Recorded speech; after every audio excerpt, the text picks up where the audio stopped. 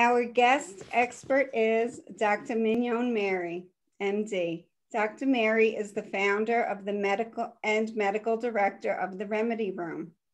Dr. Mignon Mary graduated from LSU Medical School in New Orleans and completed her residency in internal medicine at Charity Hospital. She has been in practice since 2001 and has trained with pioneers in the field of IV vitamin therapy and integrative medicine. Dr. Mignon Mary continues to spread the reach of the Mary family's approach to wellness, disease prevention, and recovery. Her passion for the benefits of infusion therapy began with her father and have since developed through the years of her own practice and continued education.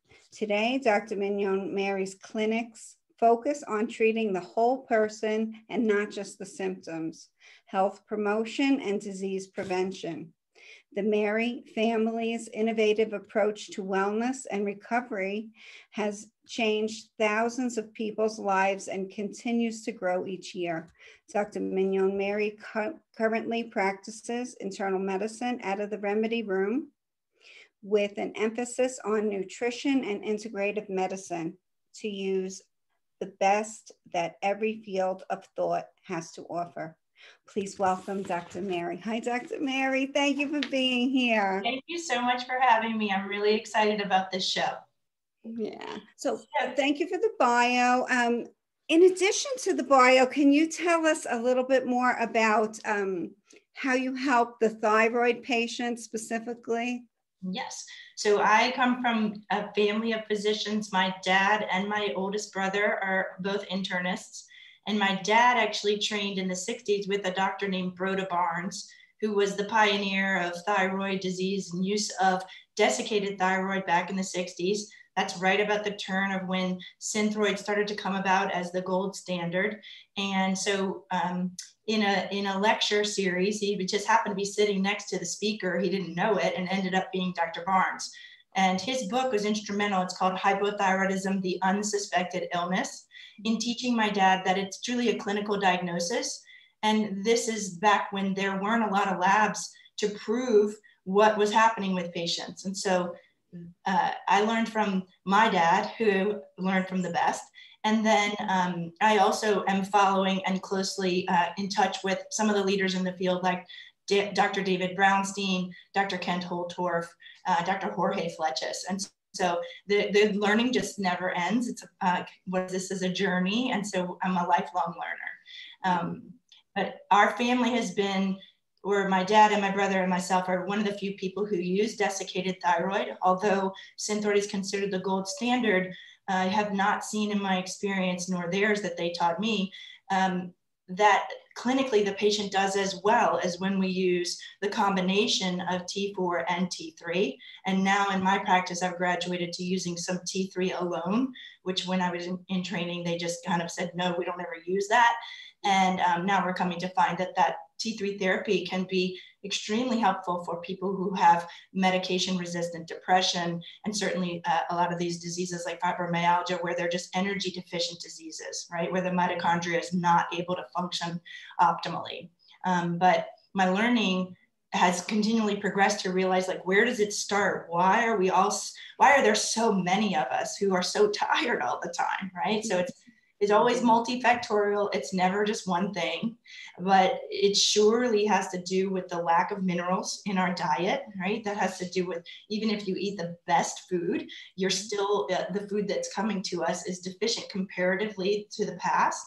The runoff from the mountains we're not getting. We're damming the water and changing the course of nature. Mm-hmm. And then if it's not a lack of minerals, it's some sort of toxin that's blocking the mineral from working where it needs to be at the receptor site. And namely, I'm talking about iodine. So a large portion of hypothyroidism starts from a nutritional lack, right? And so then the body does what it can to try to make, I always say, like, make the cake without the eggs. It does its best. And so it doesn't really get the best result. It gets a result.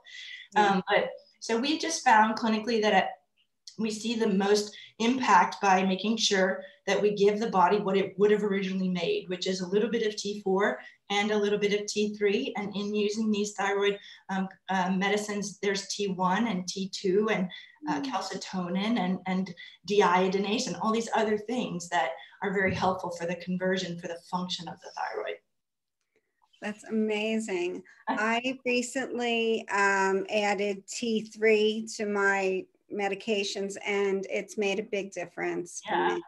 I So have I'm found so hopeful. Yeah. Yeah, it's touchy because it's really like the liquid gold is very powerful though. So you have to have compliance, and timing is very important. One of the best pearls that I picked up, I just got back from a conference, and all these years we've told people it doesn't, you can't take your thyroid medicine if you've eaten. And so for me, it was really messing with their schedule. They would forget about it, or they would, you know, have to extend their morning to be able to swallow this thyroid. And it was just such a big ordeal. Now we know, and the most recent information is it's not a matter of whether or not you've eaten, but to take it at the same time. So here we are again with timing in medicine. We talk a lot about fasting and intermittent fasting and timing of timed eating. This is another very important place about where timing matters. And so instead of stressing so much about did you eat, did you not, just take it at the same time every time. So that's going to be really helpful to keep more consistent levels. Yeah, that's good to know. Very good to know. Yeah. So the other success, the reason why I love using the desiccated thyroid is not only for the clinical success, but what we see when people come in. What I'm finding is there's a large portion of people who have quote unquote normal labs. So their doctor will grab a TSH, that's a thyroid stimulating hormone. So that's a message from the brain down to the gland. And it says to make thyroid, make thyroid. All it can do is stimulate. So sometimes people don't realize that those labs are flip-flop. So if the TSH is high, that suggests that you're not producing enough thyroid, that you're sluggish. And if the TSH is low, that suggests that you're hyperthyroid. But where we're lacking is we're not getting the more definitive labs to look at the total and free levels of T4 and T3.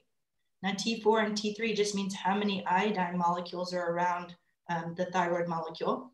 And so you just said you're on T3, and there's a large portion of doctors who don't order. So not only do they not get the total and free T4, the total and free T3, but they don't get the reverse T3. And reverse T3, we're now finding out, is a very active anti-component. So instead of, if we continue to shuttle the pathway by giving everyone T4, which is synthroid or synthetic thyroid, and we have very high stress states and a lot of toxins, it's the perfect concoction for the person to shuttle and make more reverse T3, which is not only inactive, it doesn't work like T3 does. So you don't have your get up and go. Your hair is falling out. You're gaining weight and you didn't change your diet. You're freezing. Your hands are cold. You're the one with a coat on in the middle of summer. Your eyebrows are falling out. They call that a Queen Anne sign. And now they're changing the names to respect the doctors who've been teaching it. But these little tufts of eyebrow, this hair is falling out. Like people come to my clinic with their hair. They're like, look, this is what's in the drain. You know, that your metabolism is really slow. So I tell them they feel like they're on snail speed. So they're just struggling to have energy. And especially in the afternoon, when they've got their get up and go from the cortisol in the morning, they're just dragging by the afternoon. So that's what usual patient looks like to me. And a lot of times they're on synthroid. They're already on thyroid medicine, but clinically they're not better.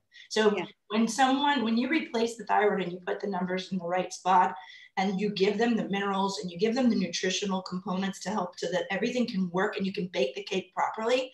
The cases that you see and the people who cry to say, I didn't know that this is what normal felt like.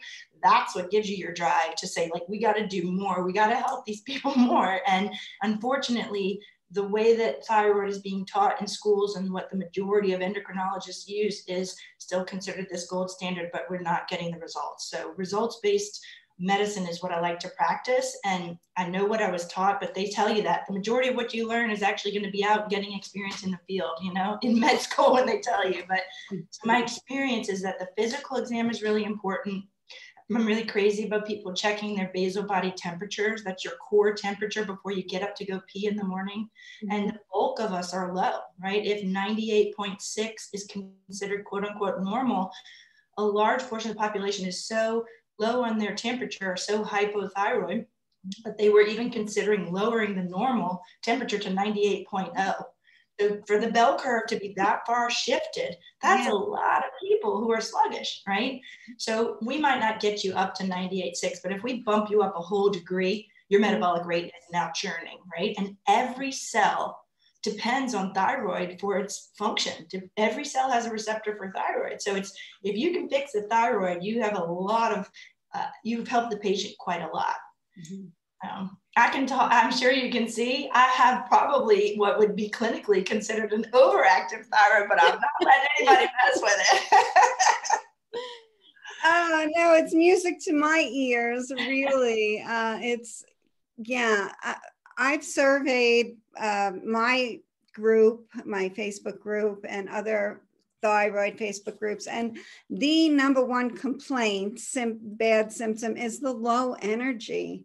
And, you know, we are busy working, taking care of family. We want to do something fun, you know, when we have time, and it requires energy. And when energy is restored, it is just, it's like you said, if they have tears of happiness, like this is what it's supposed to feel like. That's beautiful.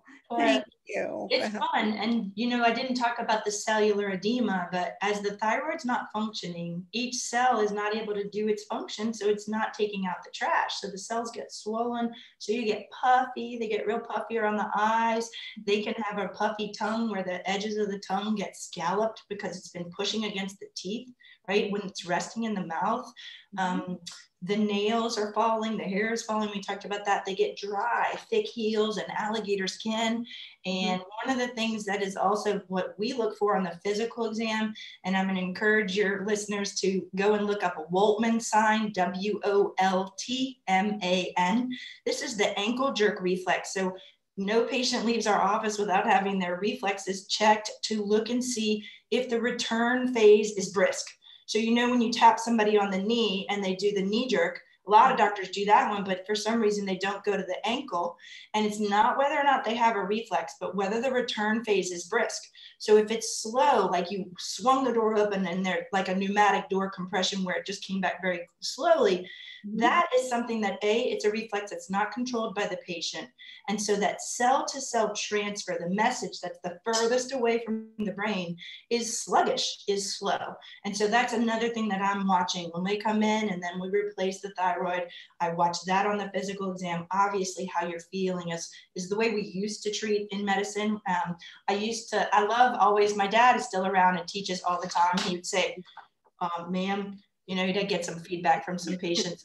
And I'd say, well, how do you know what I need? He goes, well, I've never treated a piece of paper or a lab value. I've only ever treated the patient, because she was giving him grief saying, how do you know I'm hypothyroid? He's like, I can see it. Like, you recognize it, just like you recognize all other things in medicine. So the ankle jerk reflex being delayed is pathognomonic. So just like that means it's connected to, just like people know yellow eyes, hey, I better check my liver, I'm jaundiced.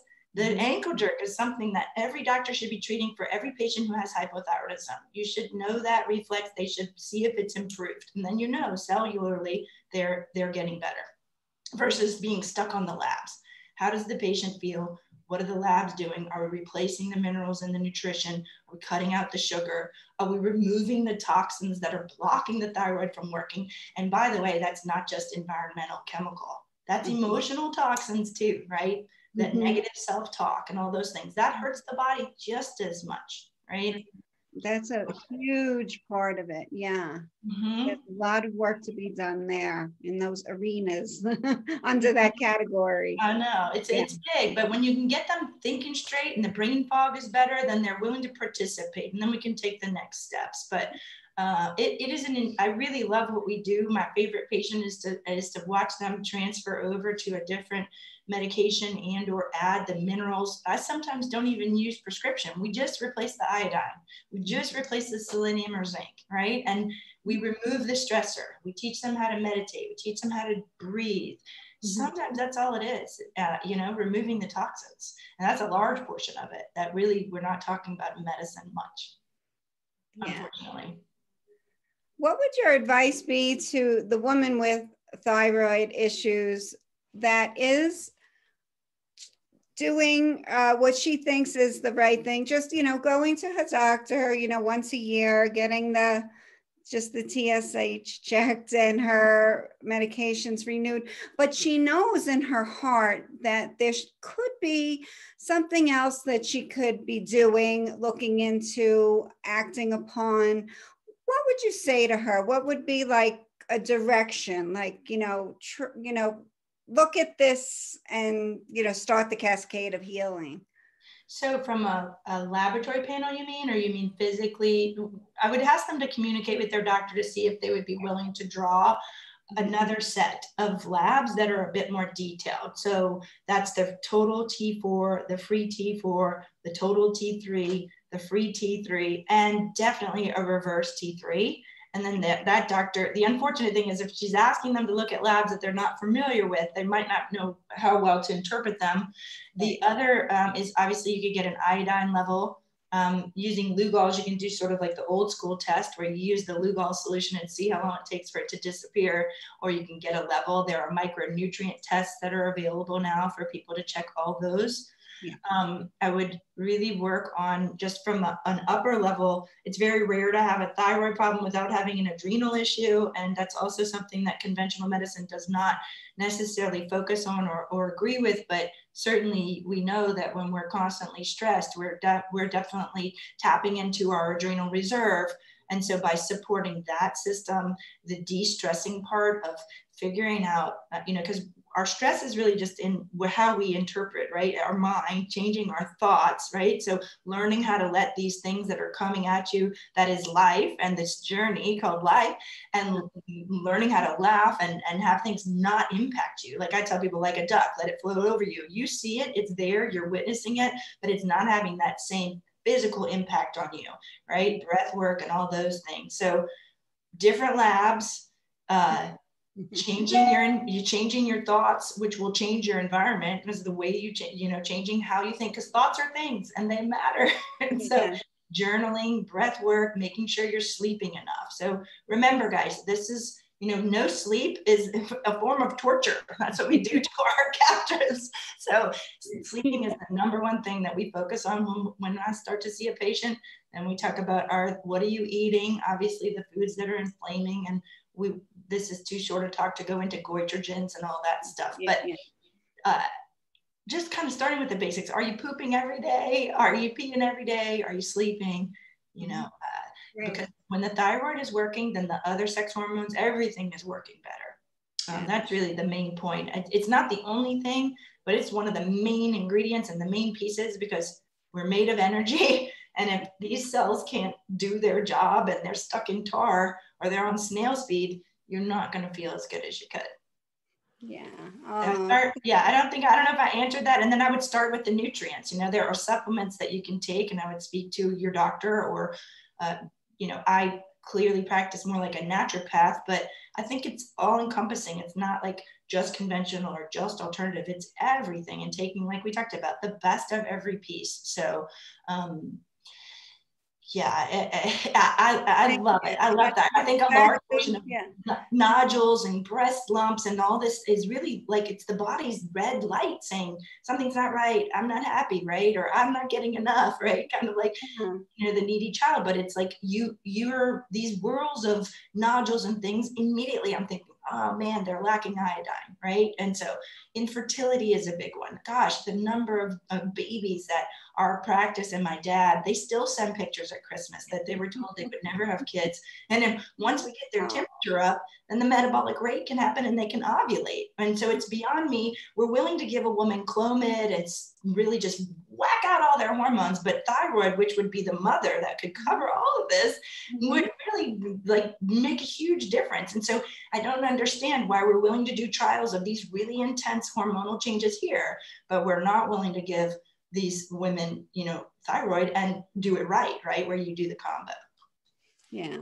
Oh, thank you. Thank you so much. You've covered so much important information, and it really does make a clear picture for the woman who was wondering, what else can I do? I know there's more. And then here it is. You know, there is a lot more that we can be doing. And yes, sleep is important.